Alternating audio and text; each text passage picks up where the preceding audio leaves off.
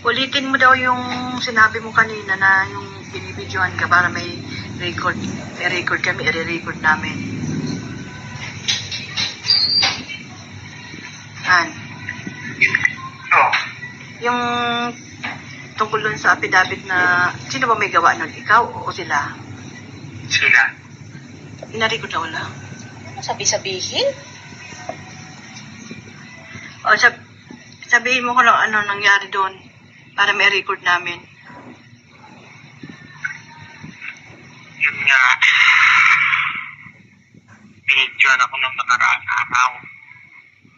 Tapos binasa ko yung statement na may mga sinigit sila na hindi naman totoo. Na idinidi nila si Marcolita pati si Defensor. Na sinabi nila doon sa statement na pinangakuan ako ng pera, babayaran ako. At sinabi pa doon na hindi kasi wala akong alam doon sa delivery doon sa bahay ni Romualdez. Yun lang ang nakalagay doon na ayaw ko dapat normahan. At hindi naman ako gumawa ng statement na yun. Sila naman. Yun lang ang pinirmahan mo. Yun Yun lang. lang yung nasingit doon sa ano ko. Saan ba yan? Sa pinakahuli? Hindi, nasa ano yun. Parang Gitna? 9 sa 12 yung kita ko doon. Tapos may upang 24. Number.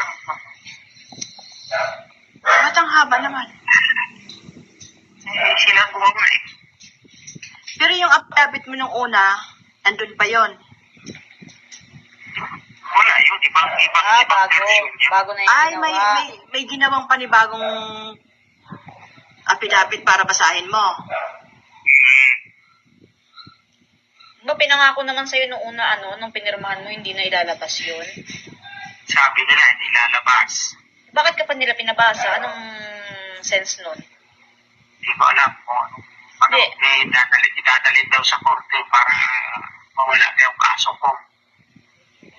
Yun yung sabi eh. Nung ayaw mong basahin, anong ginagawa nila sa'yo? Pinipilit akong basahin ko eh. Kaya wala ko magawa.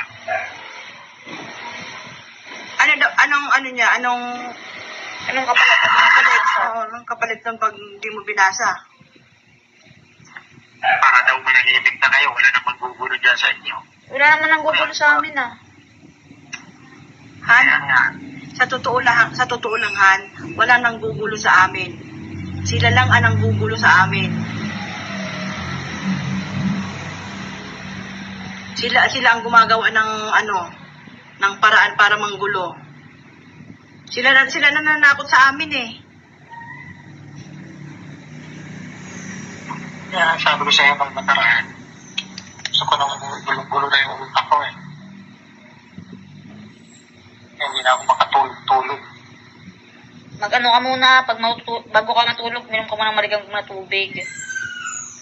Para ma-relax yung muscle mo.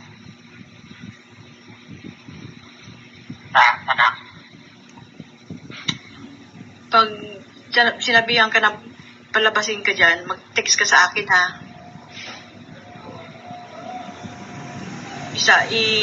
Ano mo agad sa akin, i-text mo agad sa akin. Kung sakali man, pabantayin mo lang sila doon kung may hearing ng korte, pabantayin mo na lang sila sa city.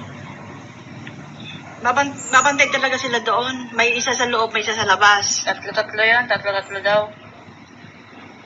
Kasi pag pinalabas ka, may contact na kami doon sa loob, doon ka na lang muna sa loob.